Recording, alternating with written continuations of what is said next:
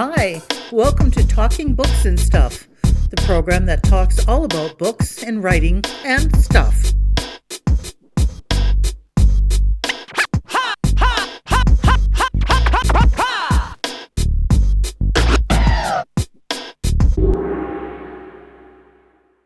Here's your host, Dennis Rimmer. And hello again, welcome back. It's Talking Books and Writing and Stuff. Today we're talking about books and writing and stuff with author Tobin Marks. We contacted him in South Texas. You say it's pretty hot there today. Yeah, it's probably 98 to 100. Humidity puts the heat index probably 105. Just another typical day in sunny South Texas. But your actual home is in Baja. Now, is that in Mexico, California? Yeah, it's about an hour south of the border. So I work a 2-week on, 2-week off schedule. So I fly from Houston to San Diego, pick up my West Coast car, drive across the border, and spend 2 weeks in paradise. So that's pretty good. 2 weeks on, 2 weeks off. That's an okay way to do things. So is that where you do most of your writing, in Baja? Yeah, I would say 80 to 90% of the writing actually happens there. I try to get a little done here, but it's hard to get focused like I do at home. There's no distractions at all at home. Here, it's a constant parade. So, right. Yeah. As we just found out. Yes, Tobin Marks is with us. The book I have in hand is Ark of the Apocalypse. It's the Magellan 2 Chronicles by author Tobin Marks. But it says here you're a world traveler who grew up in a household of rocket scientists. Is that a pretty accurate description? Yeah. For my job, I spent 20 years working overseas. So, just about everywhere you can imagine. But as a kid, yeah, my dad worked for, he was a solar physicist for NOAA, and my brother followed his footsteps and became an astrophysicist as well. Me, I was a black sheep of the family, went into the oil fields. Well, even now, that's still where the money is, so. True. Why not? And now, this book is the Ark of the Apocalypse. It's the Hope Prophecy prequel. Is that right? Yeah. What happened, I actually wrote a trilogy called The Hope Prophecies. And the editor that I had, toward the end of the third book, he said, listen, I'd like to see some more information on the family, who the protagonist comes from. And I had thought about this in the past, but I thought, okay, well, I'm going to get these 3 books out and see how they fly. But he brought up a very good point, and I wrote him back and said, I can't do this in a chapter or 2. It's got to be a whole book. And he said, okay. So I did. And then when the publisher got involved, they wanted to go with the prequel first, because chronologically it happens first, like 1,000 years earlier than the trilogy. Right. So, yeah. So you got the trilogies ready to go, but this came out first to sort of set the scene? Is that what they're saying? Or is that what's going on? Yeah. Yep. Well, because I wrote it last, I think they felt my writing skills were probably a little bit more honed than they were with the other 3. And they decided that, editing would probably not be as big an ordeal as it is with earlier work. So that's what we did. And as it turned out, the second book, which is the first book of the trilogy, is just finishing up copy editing now and will be released around Christmas, looks like. And that'll be Christmas of 2021. But the Ark of the Apocalypse, which I have right now, is, like you said, the prequel. So the Ark always reminds us of an escape type vessel. Is that what's going on in this story for the uninitiated? Yes. The premise is that global warming has pretty much destroyed our entire ecosystem. It simply stopped raining, except in very few small pockets in the northern hemisphere. And the rivers dried up and we're dying of thirst. So after generations, this just doesn't happen overnight. After generations, a Japanese physicist developed the first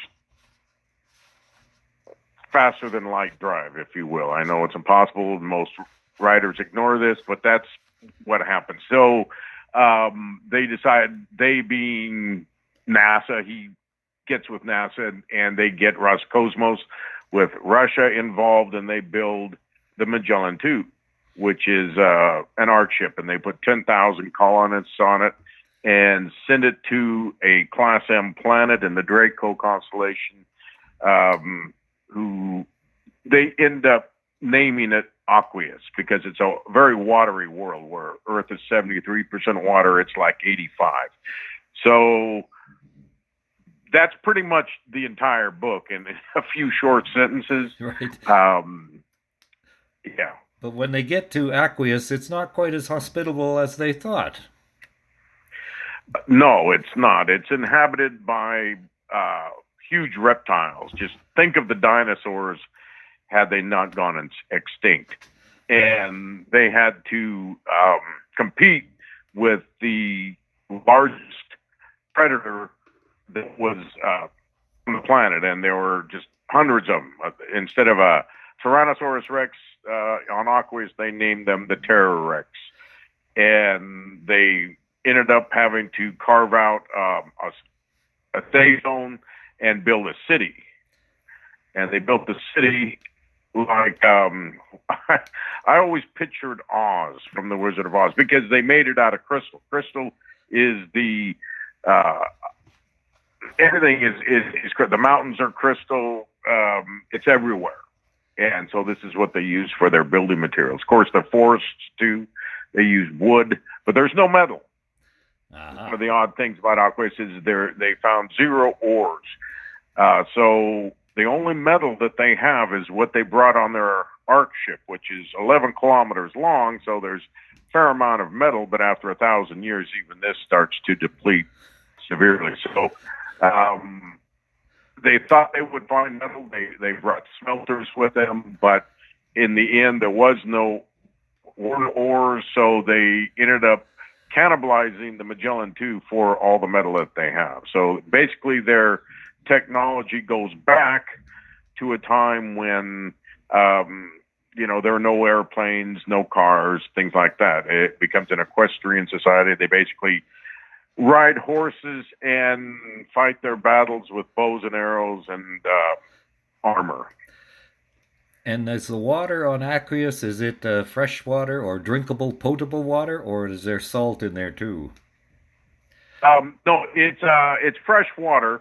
And to be honest, I never addressed whether or not it was potable. There's a lot of fresh water that they have from streams that feed the river. And there's a river that runs through the capital city called Cambria. And this pretty much gives life to the city. So, yeah. Now, one thing that I forgot to mention, along with these reptiles, is a flying reptile, and they're dragons. There be dragons. There be dragons there. Yeah. So one of the colonies develops a 10,000-man dragon riding army. So the original colonists, the 10,000, that obviously expanded to a larger population. Yes, by the time the Hope prophecies come around, there's approximately 1 million humans in 2 colonies. And this is the Ark of the Apocalypse, which is the prequel to the Hope prophecy. So the Magellan 2 chronicles. So the ship is Magellan 2. Where was Magellan 1? Who was it that? Oh God, my history is so bad. I can't remember the guy's name now. It's not Ponce de Leon. It's one of those old Spanish explorers. Yeah, he circumnavigated the Earth, went around the world, and discovered.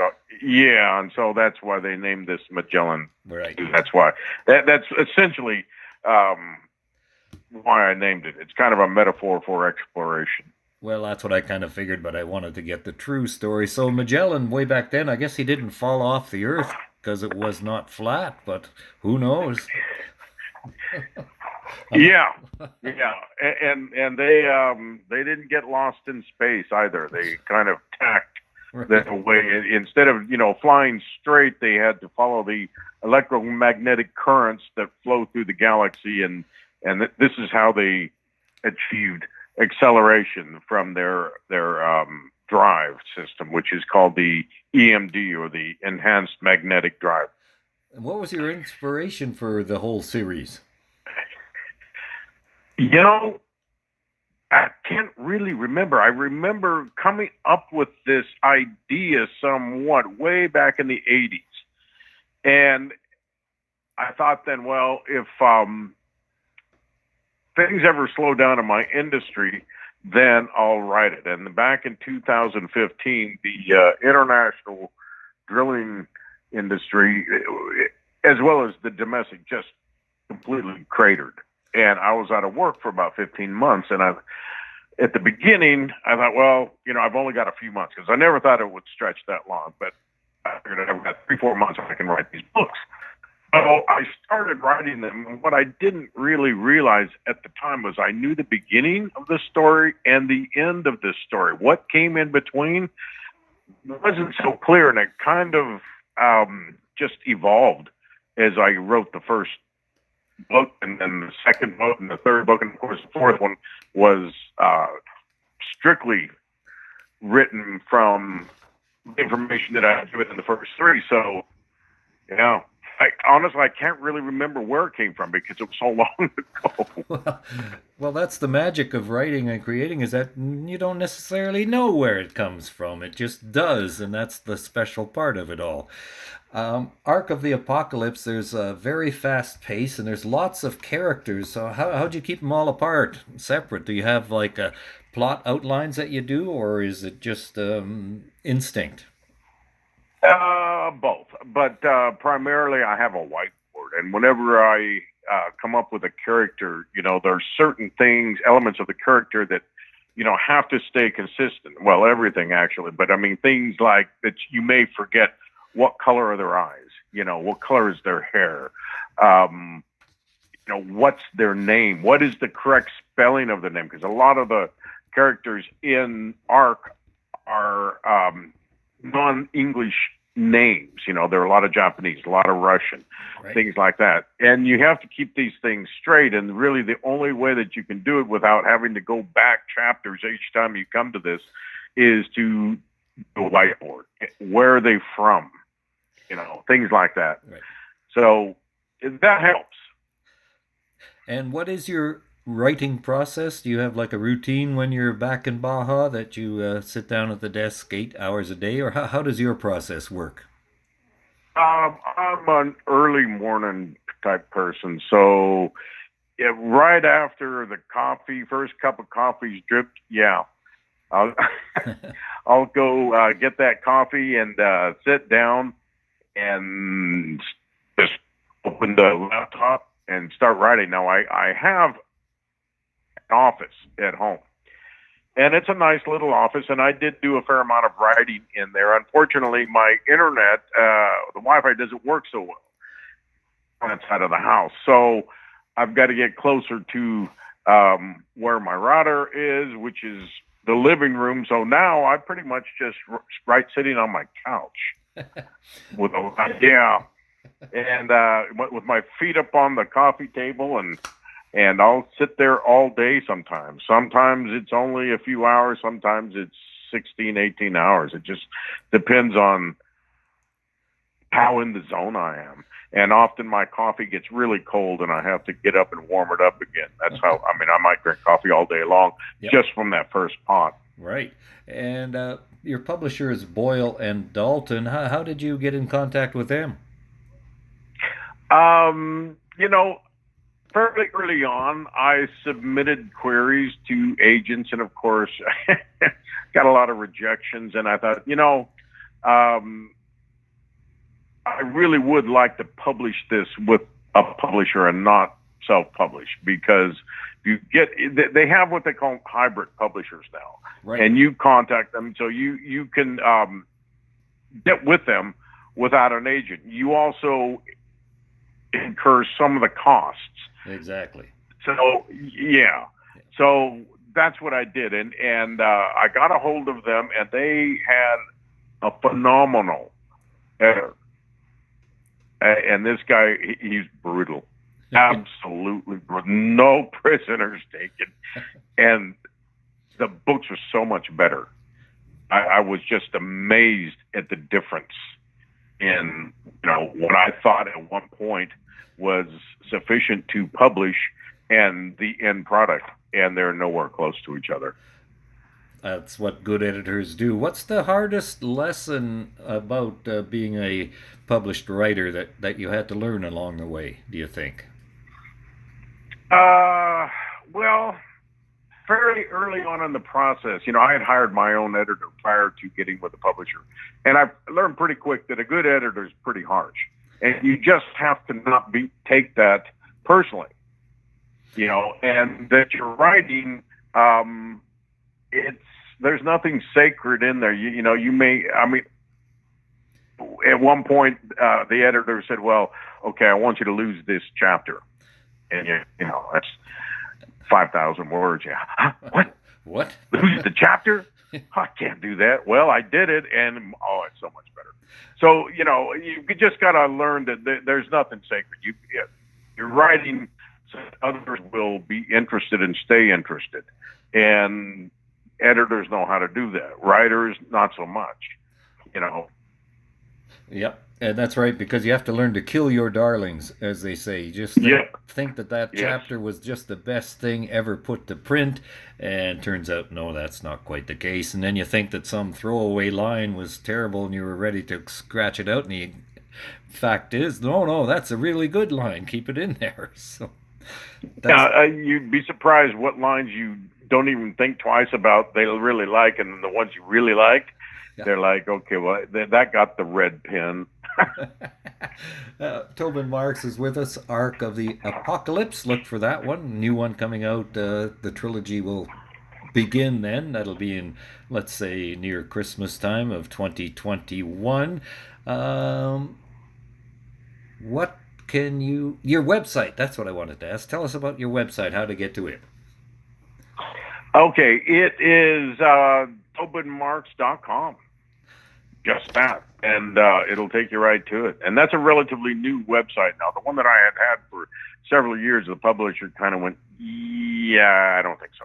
Right. So, and they made that one. Now, it's pretty simple now. And I believe that, as the books start progressing and more of them go up, then there'll be more. And plus, I wrote poetry for a number of years and thought I'd put some poems on there too, just to kind of spice it up a little bit. But tobinmarks.com, and that'll take you just about everything about my bio and about the books that are out, which is Ark right now. And then the next one, of course, is called Endeavor's Run. And that's book one of the Hope Prophecy trilogy. Got it. And that's tobinmarks.com. It's easy to find. I'm on it right now. TOBINMARKS.com. Tobin, thank you very much. Have a good day and a good year. Thank you very much, Dennis. Same to you.